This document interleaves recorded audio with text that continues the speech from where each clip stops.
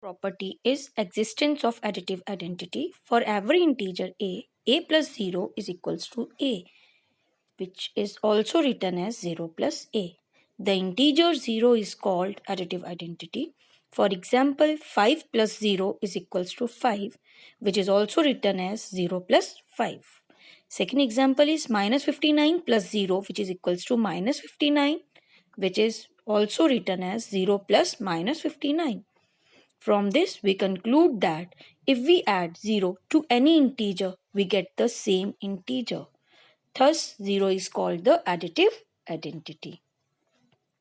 Next is additive inverse. For every integer a, there exists integer minus a such that a plus minus a is equals to 0, which is also written as minus a plus a. For example, 7 plus minus 7 is equals to 0.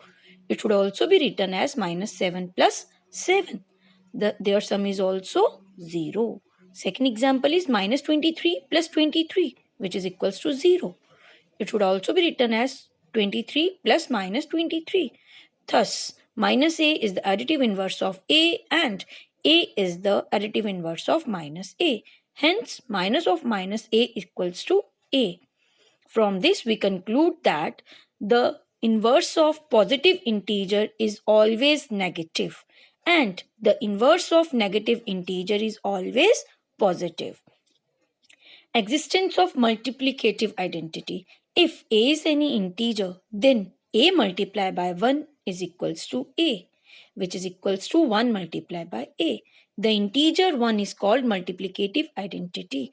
For example, 7 multiplied by 1 equals to 7, which is also written as 1 multiplied by 7. Minus 5 multiplied by 1 is equals to minus 1, which is also written as 1 multiplied by minus 5.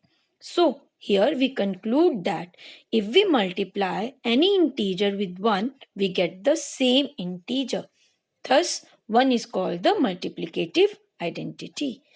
Next is multiplicative inverse. For every integer a, there exists integer 1 by a such that a multiplied by 1 by a is equals to 1, which is equals to 1 by a multiplied by 1.